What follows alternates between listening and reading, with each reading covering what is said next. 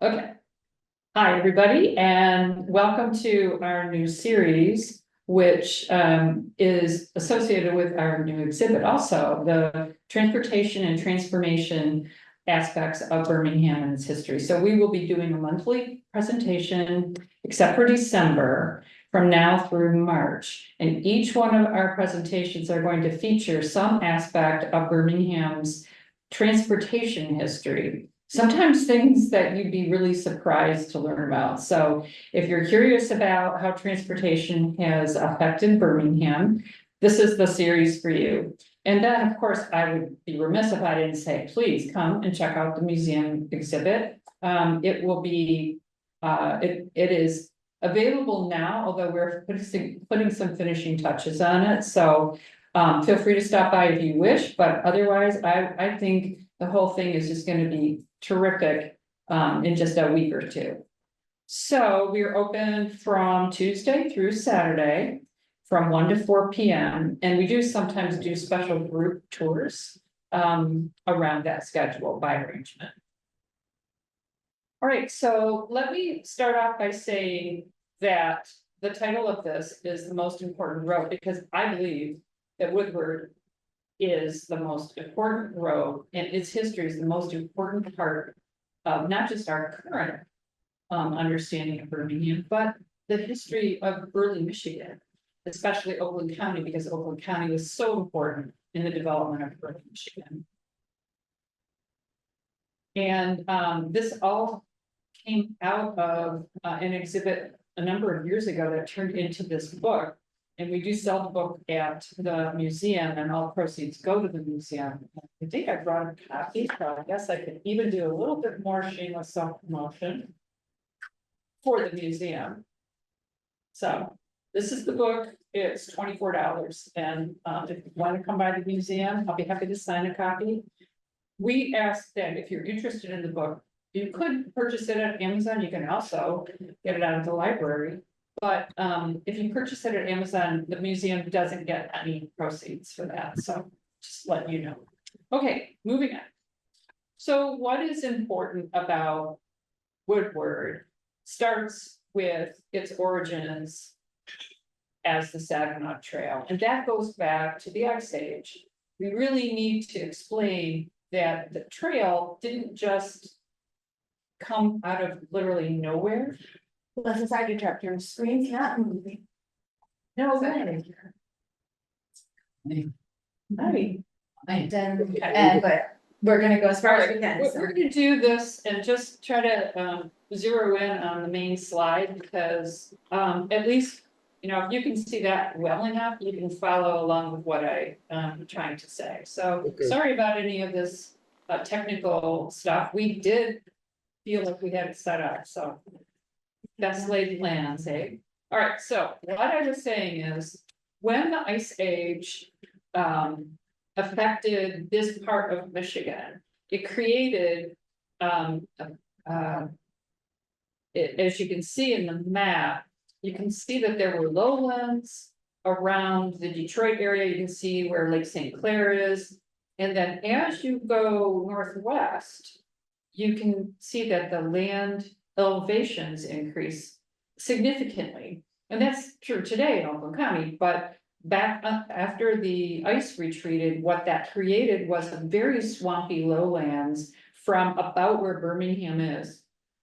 Southeast, excuse me, to Detroit. The one exception was there was a slightly higher area called the Detroit Moraine, and it's on the map, even though you might not be able to see it really well. That Detroit Moraine is relatively the same pathway as the animals began to find to get through the swamps when they were on their seasonal migration patterns. So underneath where the red line is, which represents the Saginaw Trail, as you get to Detroit, is something that's referred to as the Detroit Moraine. That pathway used by animals was very soon actually the pathway used by people. And it's at about just the time that the Ice Age, the ice retreated for the last time, which in various parts of Michigan is different, but approximately 10,000 years ago, that people began to use the same trail, and as they used it to follow the large land animals, they began to create a regular trail that they used from generation to generation and from century to century. That indigenous trail system eventually became a little drier. The large, animals disappeared, and the local Great Lakes indigenous people used the trail system pretty seasonally, but also to get between important sites that were important to them. And they did an awful lot of traveling. If you look at this map of Michigan in the lower left corner on this slide, you can see those dark lines represent the major trails that developed along the best land routes that were used by indigenous people. And if they look a little bit like our current freeway system, there's a reason for that. We'll come back to that in a little bit. So zeroing in on Oakland County and the Southeast Michigan quadrant, this is actually following an extensive mapping project done by Wilbert Hinsdale in 1931. He was the chief archaeologist for the state of Michigan, and he worked with U of M, the professor there. And he acquired as much information as he could about the fast disappearing indigenous trail systems, where people had their camps, where they had sacred sites, and where some of the mounds still could be identified. And that map is available online, and it's wonderful, and you can see all of Michigan. But what I included here is the red lines. Those are actually Hinsdale's lines.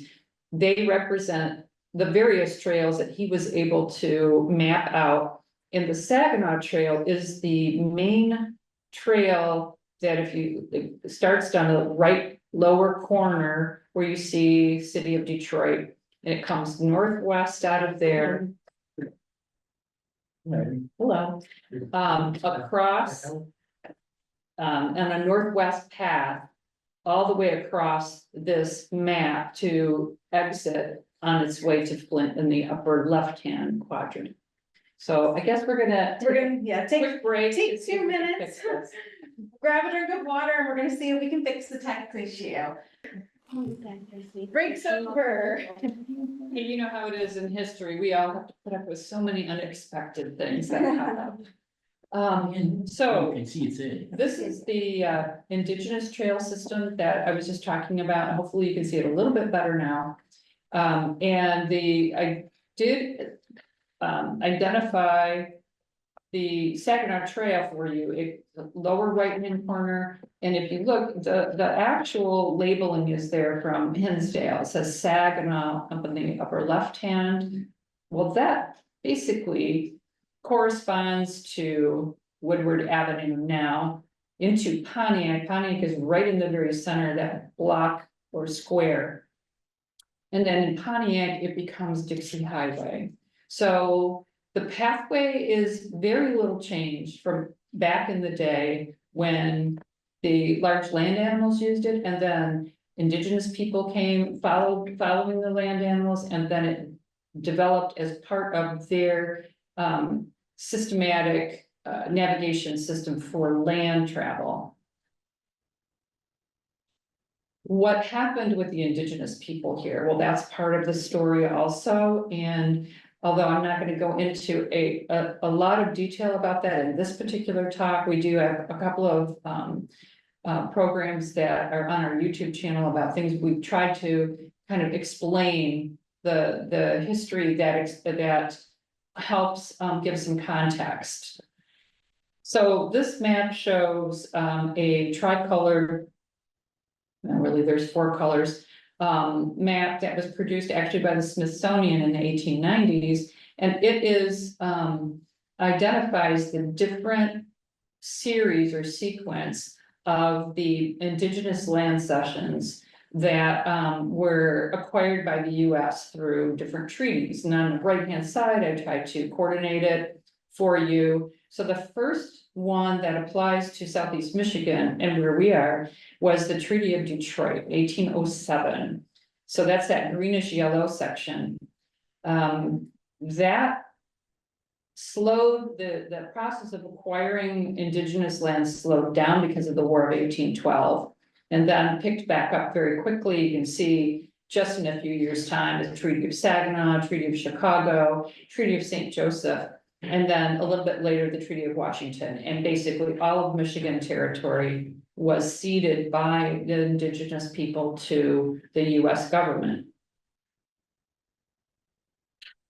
That brought about some significant changes in what was happening in the Michigan territory as far as people and the movement of people and the migration of people. So where we had for centuries, the migration of people in Michigan are really indigenous people using the Saginaw Trail to go back and forth.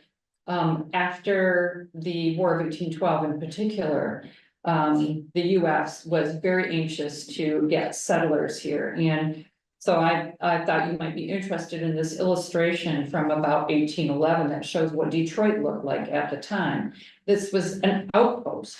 Nothing was really going on here yet. People didn't know what the interior of Michigan was like.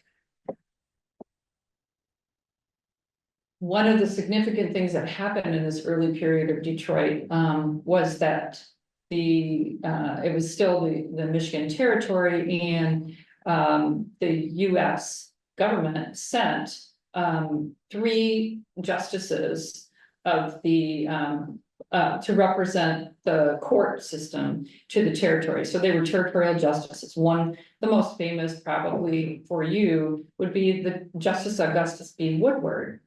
He came to Detroit. It had just recently burned to the ground. All those wood buildings had burned. And he had this great idea. He was a justice, sure. He was gonna, promote the law, yeah, but he really wanted to design a city. And he was very impressed by Paris and Washington, DC. And he was an astronomer, kind of a hobbyist. And he knew that there was an indigenous trail, the Saginaw Trail, that ran out of Detroit northwest into the woods. Most people had no idea where it went, but he liked the idea that there were Indian trails coming into Detroit, and he worked that into his proposed plan for laying out a brand new city. So the orange arrow on the slide represents in his plan for Detroit, which he laid out with all this grid, and it aligned with the stars and had all that sort of thing. But that road going through Detroit and heading northwest is, of course, the Saginaw Trail, but he gave it a name for his new city, and he named it Woodward. And he claimed it was not named for himself, but that it was named because it went toward the woods. So we all buy that, right?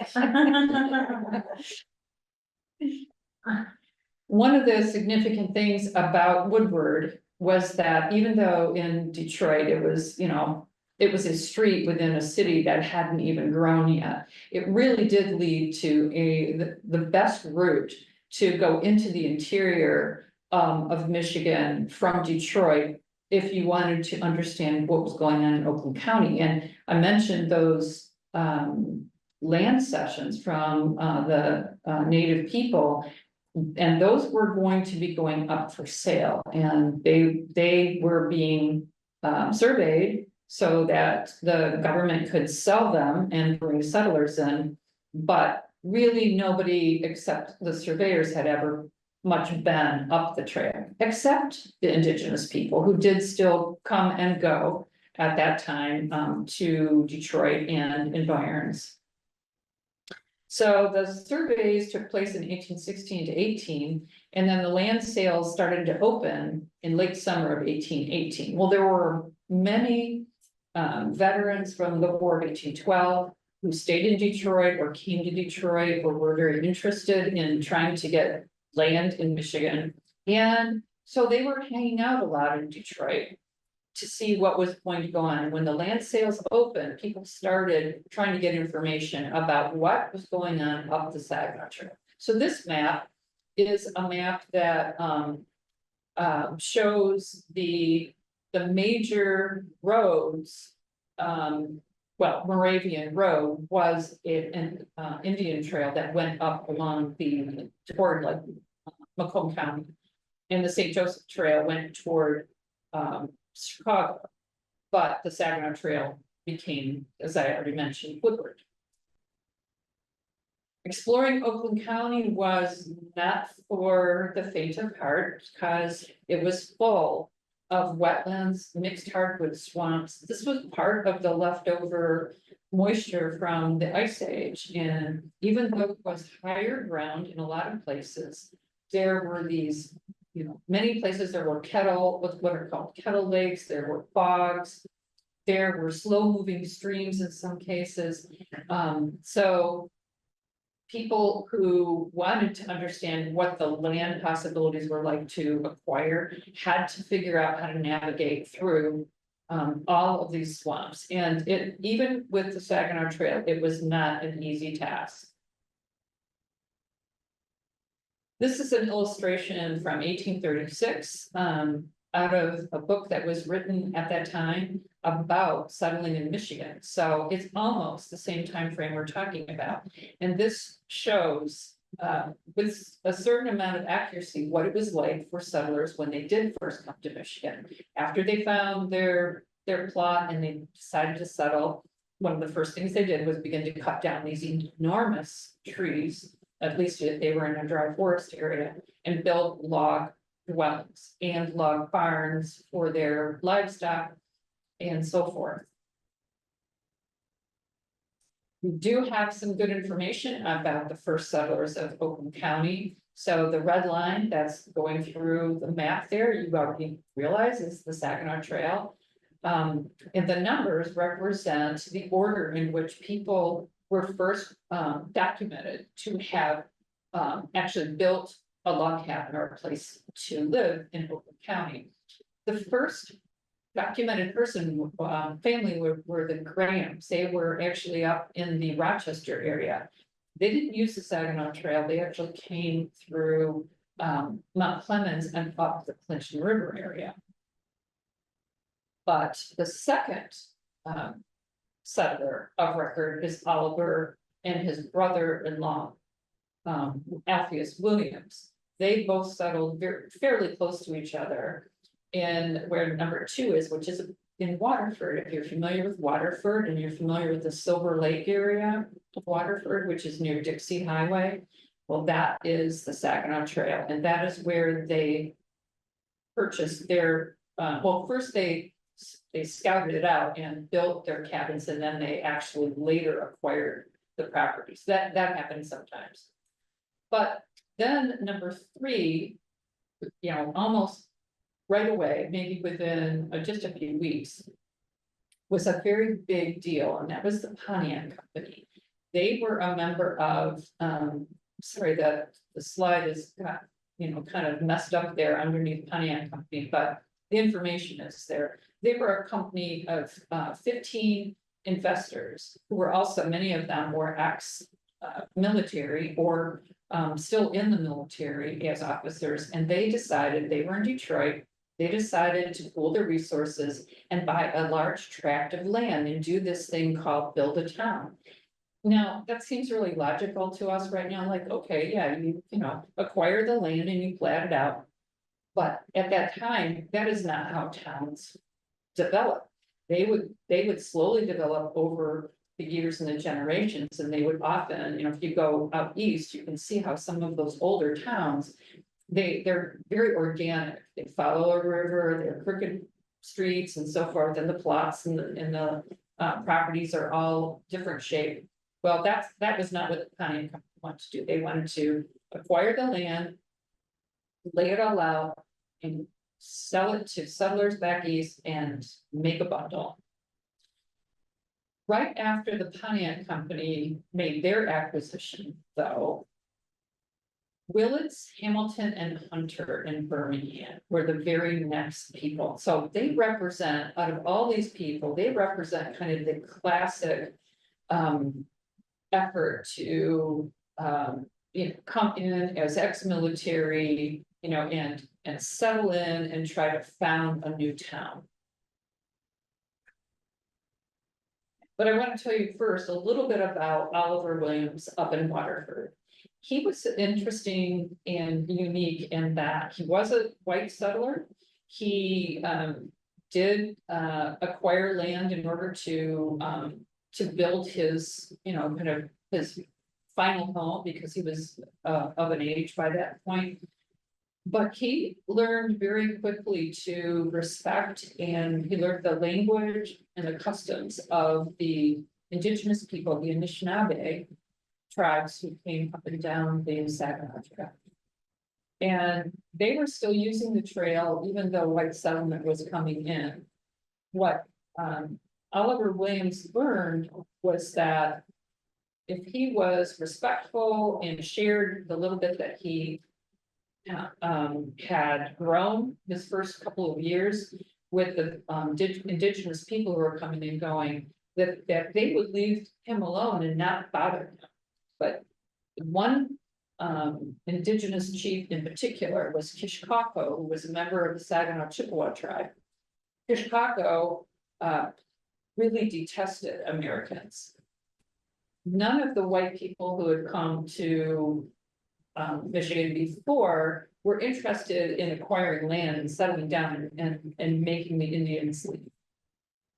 But the US and the Americans were, and so they had little love for American incursion, although after the Treaty of Saginaw was signed in 1819, they didn't have very much legal standing. So they used to basically harass white settlers. They never attacked them, but they scared them and terrorized them an awful lot. The one exception was Oliver Williams and his family. They were completely left alone and considered blood brothers of the tribe. So a little bit about the settlement of Pontiac and why it was important. I already mentioned that it was quite a significant effort. And in Pontiac, this is a later map, but you can kind of see all the different rivers coming through there. The Clinton River goes through there, and you can see that road in this map. It is a road by that time, which goes through Pontiac from the southeast to the northwest, Saginaw Trail, and it became known as the Saginaw Road. And then I told you already a little bit about Birmingham being right after that. So it came about because three entrepreneurs actually formed a scheme to capitalize on the trail, not the usual way that settlers would acquire land. And I'll tell you a little more about it in a moment, but typically when settlers were looking for land in Michigan at this time, or Ohio, or some of the other, Illinois, Indiana, they would look for opportunities such as on a river where they could build a mill. That was one of the most important things to identify, because having mill power, water power at the time in the 1820s helped guarantee that you could support a town, but you could also become, it was lucrative. You might become rich as a miller because you'd be able to control the land and control the water going through it. This group of three was different, and they are the reason, as well as the trail's location, that Birmingham is where it is. These are the three men: Elijah Willits, John Hamilton, and John West Hunter. I mentioned it a little bit ago. They were all veterans of the War of 1812, and they had been in Detroit together for quite some time, months, while the land that was going to come up for sale was being prepared and surveyed. And actually, Willits operated a tavern that his wife had inherited for at least 1817, so at least for a year. So you know what happens in taverns, people talk, and so somehow these three met. And they came up with this plan, and it turned into what we know today as Birmingham. The plan, and this map shows it pretty well, was to acquire the three properties that intersected these intersecting lines were determined by surveyors. So to acquire these parcels, they looked at how they could control access to the Saginaw Trail. And you can see to the left of the bottom corner that there is a mill site over on the Rouge, which was used as a mill. But it was not what they were after. They wanted to capture the commerce that they could envision of all these settlers who had to use the trail to get to Pontiac, to that new development, to buy, to build their homes on the plots that they were buying out east. They had to come past the trail. And one more story, I think, that's worth telling about the Saginaw Trail and Woodward Avenue is what happened at Royal Oak, what was unique about it. In Royal Oak, if you look at the map in the lower right-hand corner, it's a later map, but it also shows that the Woodward or the Saginaw Road is headed up toward Birmingham, which is the green square there. And in Royal Oak, which is to the southeast of that, you can see that the road forks. It's not a grid anymore. It forks north, and it continues north off of the map that's here. But that takes people up another fork in the trail that existed on the Saginaw Trail that led basically to Rochester. And right now, I'm sure if you know Royal Oak, you have a very good idea that what you're looking at is Main Street and Crooks Road. And you'd be right.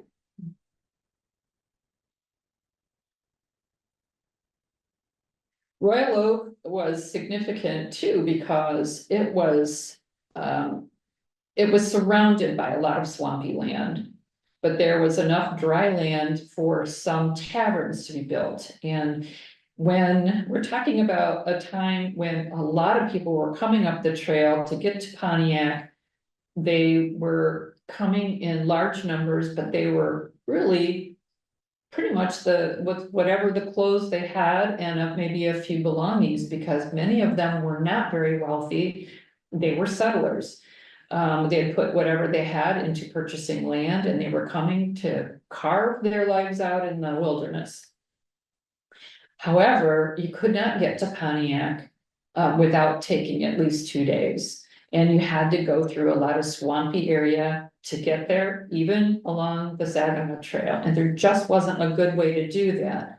So once you came out of the swamp in Royal Oak, it would still be light, and you might be just so exhausted that you would go like, let's stop at the tavern, dear. Let's get a bite to eat. Let's get out of this mud. And most taverns were not exactly inns. They were really more about feeding people and providing them with, ale and so forth. But some people did stay in these taverns. Well, several taverns grew up there because also people needed to be able to figure out were they gonna follow a different fork? Were they gonna go north toward Rochester along that route, or were they gonna continue to Pontiac? And so this was a good place to capture a lot of revenue from these travelers. One of the famous innkeepers was Marianne Chapel, who has been written about. I probably saw her name in 12 or 15 different original accounts of settlers who were coming to the area and just wrote about their experience. So she made an impression on people. She was called Mother Handsome because actually it was a reference to that her face was terribly scarred from smallpox, but she had the best food, the best accommodations, and she took care of people. So they were always directed to go to her inn or her tavern in what became Royal Oak. So you can imagine that with all of this interest in settlers, all of this need to bring Americans to the new wilderness and establish Michigan territory as a significant and hopefully get statehood as soon as possible, you needed to try to make that easier for them. And so there were some efforts to improve the Saginaw Road. The first one that we know about was actually a military road, because shortly after the War of 1812, it wasn't totally clear whether the British were going to invade again from Canada just across the river, whether the Saginaw Chippewa, who had helped the British a lot, whether they were going to become a problem. So there was a need to move soldiers, and this kind of a road, this corduroy road, which is illustrated on the top there, was the way they did it. They basically cut trees along the side of where they wanted their road to go. They laid them across, they filled them with mud, and they were done. That worked for about 5 minutes, because as soon as it rained, or definitely after there was any kind of like freezing and thawing, the road fell apart, it rotted, it became so dangerous that people actually wouldn't walk on it, they walked next to it and up to mud, sometimes up to their thighs. And so you can see that by the time they got to Royal Oak and there was a tavern there, they wanted to stop and maybe get away from the mosquitoes, the bugs, the flies, and every other thing. So the next effort really to make it into a serious road was the Saginaw Turnpike. These roads were considered like an important system in Michigan territory, but they were not financed in a way that made any that was sustainable. Let me put it that way. So the Michigan legislature would say, yeah, let's put some money into developing plank roads, and we want to do it on, and they would identify, and one of them was the Saginaw Turnpike area, Saginaw Road, which they called a turnpike. And so they did actually start trying to support efforts to plank the road. That was done with wood. This time the wood was shaped, it was flattened, it was set so that it was much more stable. And plank roads actually were a decent road, but they took a lot of money to build and they took a lot of money to maintain. And because they were generally set up on a local basis, not every community could or would maintain them correctly. So you had a lot of, problems with different communities. But the ideal was to have a toll booth every mile to help collect money to pay for the cost of the road. And in Birmingham, the road was very good. And I know it's probably a joke if you live in Birmingham right now, like, really? We're always having trouble with roads, but honestly, it was one of the better roads. And so that actually was good for commerce and was good for bringing people through, and certainly good for building Birmingham. So I'm jumping ahead a little bit, but I think it's important to at least say that the next big phase of change on the Saginaw Road or the Saginaw Turnpike was what happened when agricultural growth expanded so much in the mid to late 19th century. And that had to do with Detroit on one end of the Saginaw Road and Pontiac on the other, because Pontiac was a huge agricultural center. Everybody, from all over the place would bring their harvest and do business in Pontiac. And the photo I'm showing here shows Saginaw Street in the 1870s in Pontiac. And you can tell if you look at the photo how wide that street is. That, for the 1870s, that is a wide street, and it's because there's so much commerce and so much going on. So much coming and going there. And I think the important part of that is that it was connected to Detroit because Detroit was also booming at that time. And so when you have an urban center that's growing like that, you have to have a food source. And Pontiac brought a lot of those agricultural products into town. And then they got to Detroit from there. And how did they get to Detroit from there? Via the Saginaw Road.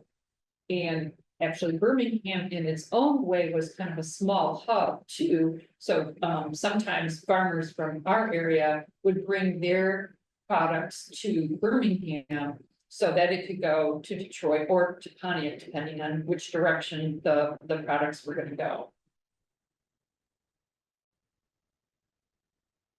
The railroad became a super important part of moving people and especially goods.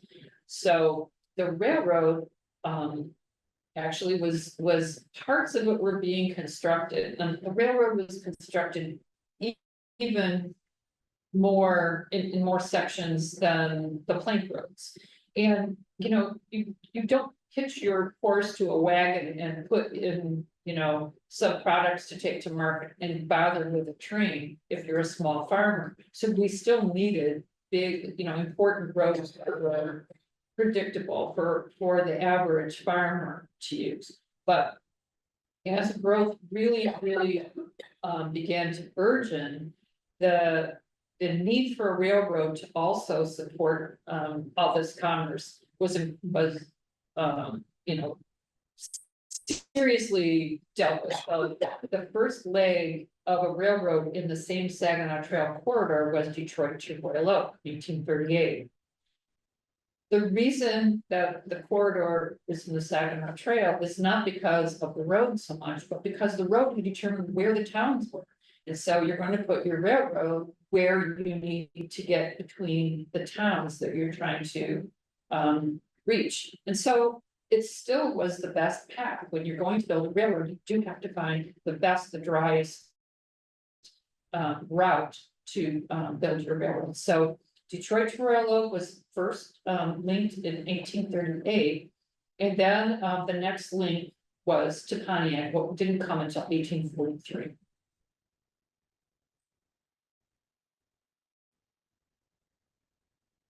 So here is a map, excuse me, it's an aerial map of Birmingham. And I know that there's a little bit of detail here that maybe you can't make out, but hopefully I can point out the significant parts of it. The map is not oriented with north up like a lot of maps are. It was an aerial view. It was actually created probably from a hot air balloon and sketched. And instead, north is kind of to the right, kind of to the right and down a little bit on an angle. And then east is the down and to the left. So what you see in this aerial view is the main road going left to right across the middle of the picture is the Saginaw Road, or as it was known in Birmingham, downtown Saginaw Street. The road that looks kind of straight that goes along the east-west link, and then as it gets out west, it starts, you know, snaking through some hills. That's Maple Road.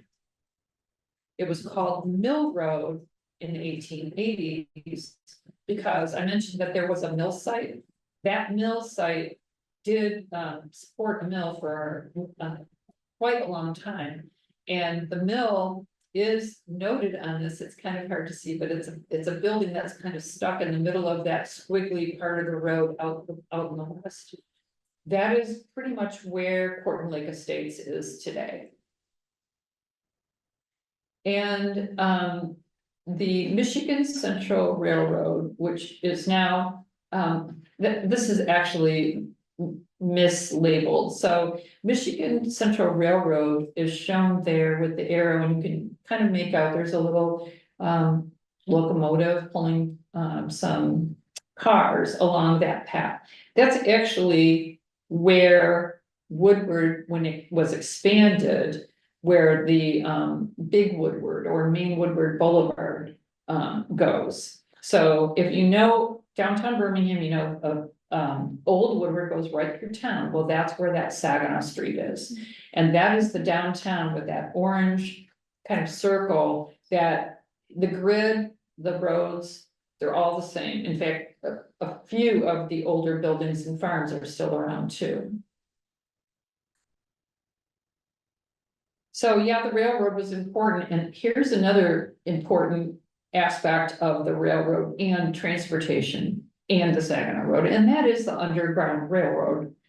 The way that freedom seekers who were fleeing enslavement in the South were seeking to get to, first they were coming to Michigan territory, but after 1850, they needed to go all the way to Canada for safety because of the fugitive slave law. In this map, if you look to the west end of Michigan there, you might be able to make out Cass County, it's in yellow. And then there's a heavier red line that comes up through Cass County, goes past Kalamazoo, and then heads east and goes along through Washtenaw and over to what is Detroit. That route was followed by a great number of people, thousands of people, in fact. But it wasn't always safe to cross in Detroit because bounty hunters would patrol there looking for formerly enslaved people and enslaving them. And so there was another route that began to be used. And if you look on this map, and then I have another one to show you in a moment, you can see that pink square is Oakland County. And you see that leg of the route kind of jogs up on a northwest track. That is the Saginaw Road. So here's another way to show it to you. On the left, the small map, you can make out Lake St. Clair, and then Detroit is below and left of that. And there are arrows that come into Detroit because some people did cross there for sure. But then there's a lot of activity took people northwest of Detroit, and if you really have good eyes, you can make out that Birmingham stands out on that map. That is one of the routes that we have been researching in a project that we're doing at the Birmingham Museum with some other local historical societies to try to identify like which communities in this area were involved in helping freedom seekers get through Oakland County, and how did they do it. So the map on the right hand side is a map that we created to kind of explain some of that. You see the heavy blue line coming up, which it's coming up out of Detroit, which you can't see, but you can see it goes through Royal Oak, Birmingham to Pontiac, and then skews over to Rochester, and then on up north. That was taking people through Oxford and up to Lapeer. And then from Lapeer, they would cross over at Port Huron, which was a safer way to get across the river to get to Canada and freedom. So once again, Woodward Avenue or the Saginaw Trail provides a way, a significant transportation opportunity for people who didn't have a better way to quickly get through Oakland County.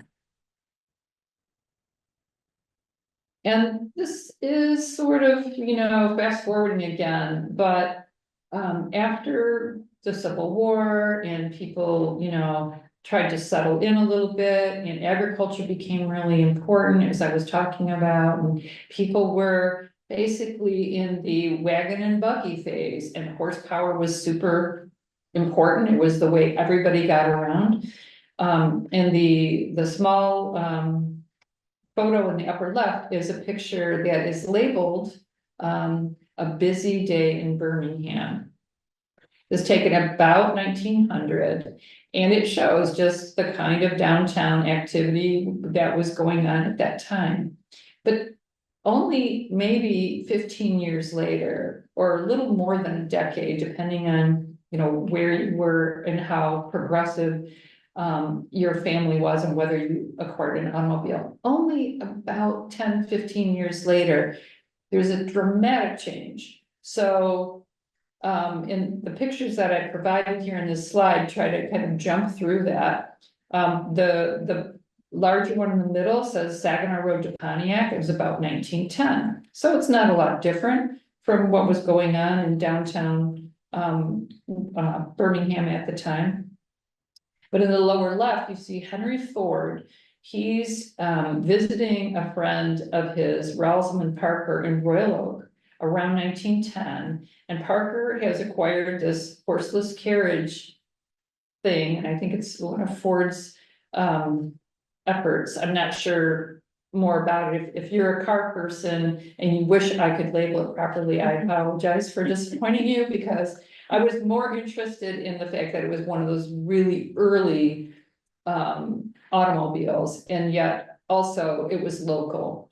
And then on the right-hand side is another photo of a local road in Bloomfield around 1917. And you can see that it's a dirt road. That's because why? You know, horses need dirt roads because that is how, that's the best way for them to pull wagons through, you know, with their, the kind of, their hooves and being able to dig in and so forth and so on. Now, they're not great with mud though. However, dirt roads were the best way for horses to pull their heavy loads. And so there was no real push to change that until the cars came along. And then we had this. The roads were so bad, even, you know, people would get these automobiles and they would go off in the country on a road. And they would get stuck all the time, and guess how they would get out? Horses, exactly. So they would have to go to a local farm and a team would have to come and pull them out. Horses. Well, we weren't gonna have that for very long, were we? This was the becoming the motor city, and the way forward was to pave roads. And so on the upper left is the first section of Woodward Avenue that was ever paved. And it, this particular photo was at about 6 Mile Road. So you get a chance to see the road is in the middle. You can see there are, there's a railroad to the left in this photo. You can see telegraph lines. This was like how everything moved through the county, up Woodward Avenue. And this was a very modern road. Very modern. There were paving was going on in some urban settings, but not this kind of paving. It was mostly bricks, and some form of, you know, stone that was set to create a hard surface. Well, this was 16 feet wide. And it was going to be good for 25 years, they thought. And actually, within just a few years, it was inadequate to handle all of the traffic. The photo on the bottom is taken just north of Birmingham, and if you look way off in the distance, you can see there are a couple of automobiles way up there. That would be kind of sort of, I think that would be like around Horton Road, something like that. You see the rail next to it again, you see the power lines and so forth. So this was what people thought was going to be adequate for Oakland County for a generation. Except it wasn't, because only a few years later, the automobile was so important in everyone's commerce and everyone's lives. And we had to have a faster and better way to get people from Detroit to Pontiac, and it became what was called then Wider Woodward. It took 3 years or so to do it, and they had to get buy-in from every community all the way along the pathway. And everyone jumped on board. Everyone wanted this road coming through their community. One exception was Birmingham. Birmingham wanted the road, but not right through their downtown.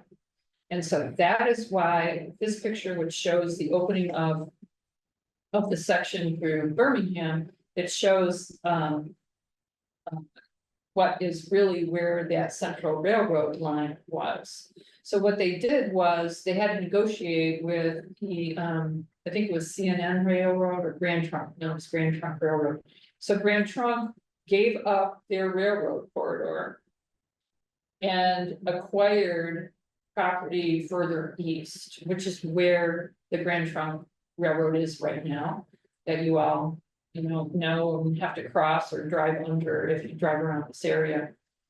And this corridor that had been the railroad became the boulevard part of White. And there's a little bit of a extra story that goes with this, which is when this was opened, someone had the great idea to give it a name that was not Woodward. So they called it Hunter Boulevard. And if you've been around Birmingham, or you grew up here, or you just know the story, that was the bane of everyone trying to give directions about and find addresses back in the middle of the 20th century. It's like it's on Hunter Boulevard. But you're driving Woodward out of Detroit, you're driving Woodward and you're in Ferndale, you're driving Woodward and all of a sudden you're on Hunter Boulevard. What happened to Woodward? It was, I think, an attempt to recognize the settler John West Hunter. However, it just confused everybody. So eventually they got, came to their senses and they renamed it just Woodward or Woodward Boulevard. And now Woodward in town is referred to as Old Woodward to make the distinction. Yes, automobiles were important for the growth of Birmingham and they continue to be. So this, I thought you might enjoy seeing a couple photos. This is a photo of one of the early car dealers that were right in downtown Birmingham. There were a number of them and they weren't really large at the time, but they were very successful. There are no car dealerships anymore in downtown per se, but cars are still super important here. What cars offered Birmingham also had a lot to do with the way it grew and who it drew to its newer subdivisions and the kind of wealth that came out Woodward to it's part of Oakland County. So the photo in the middle is a photo of the Corton Lake Estates when it was early in its development from the lake. And you can see these are, large homes on large parcels. That was intended from the very beginning. And it was not, typical every single neighborhood in Birmingham, but it drew a lot of the wealth of the auto industry, a lot of the higher end executives and so forth, wanted to live near Detroit, but not in Detroit. And Woodward took them right to Birmingham and allowed them to have their place kind of in the country. In addition, Woodward took people further into the county where they could, and especially in the 1920s, where they could purchase large parcels of land and build a country estate. So that kind of draw was important for the kind of wealth that came this way, even though by no means that was the whole population, it was not. But I thought I would point out to you how, like, when Corton Lake Estates was being platted for development, it was the tagline at the top says, "Follow this flag to profit." Just a step from wider Woodward Estate. And now we come to kind of the present, at least for the purpose of my discussion today. It's like how the road is the same and how the road has changed. And the car culture is still important here. Bicycles are important. Pedestrians are important. And we still have light rail. And in our current exhibit at the museum, we we feature all of these different vignettes of the kind of transportation that took place in Birmingham and some historic objects and stories about people and how they were affected by this. But you can see that Woodward is so important, and it's kind of the heartbeat of Oakland County even today. And these are just some examples of why it's still important, and we're still trying to find better ways to move along it. So that concludes my presentation for tonight. Thank you so much, Leslie. That was wonderful.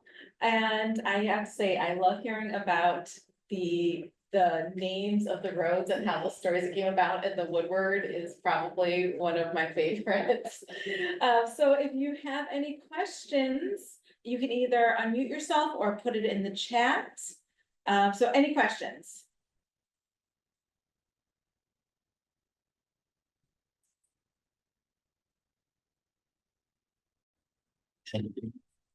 Hard spots. Are your slides available? Oh, yeah, I could share my slides, but also there'll be a YouTube video of this. Okay. And you can like watch it and look at it anytime. Free, yeah. Our YouTube, well, the library produces it, they send it to us, and then we put it up on our webpage. And there's a link to our YouTube channel. Okay, so that would be one way. Well, it's very versatile. Having it. And we have another question in the room. The last slide with the light rail, that's just in Detroit right now, right? Or is there plans to bring that into? I think that says, yeah, I think that was a Detroit example. I'm not gonna say that the M1 is coming to Birmingham, but I know it's always being discussed. It's going to be an issue. It has been an issue. It's gonna be an issue again, and this could be the kind of thing that comes to Birmingham. There was one at one time. Correct. And I read somewhere that the rails would come up and pierce into the That's right. So carriages.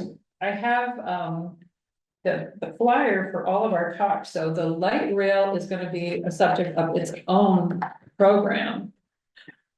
It is. This is a perfect segue because it's October 10th. It's the next program, October 10th, okay. the rise and fall. I have it at home. I just Oh, realized. The rise and fall of light rail in Birmingham is the next program presented by Birmingham Museum that's gonna be on October 10th from 7 to 8. It's another hybrid, so you can join us in person or watch on Zoom.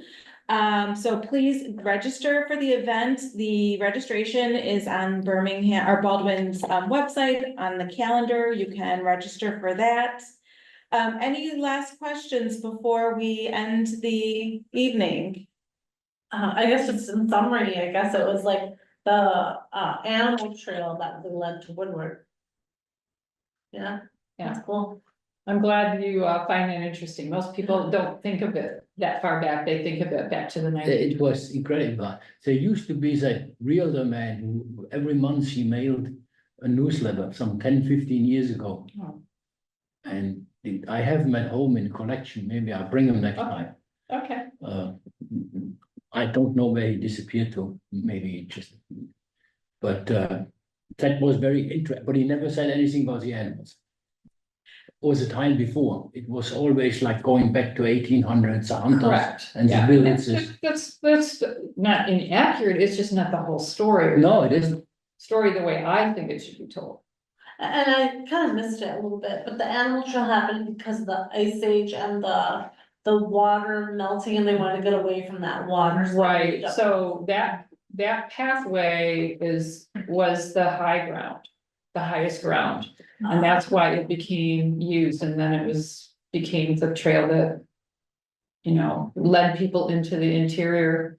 It's all about, really, it's about the landscape more than it is about, people carving it up. It's really about what's easiest to navigate.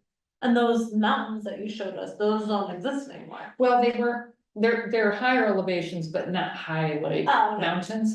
They're still out there. Thank you. Okay, let's see, I'll just double check the chat. And we have some thank yous for the wonderful presentation.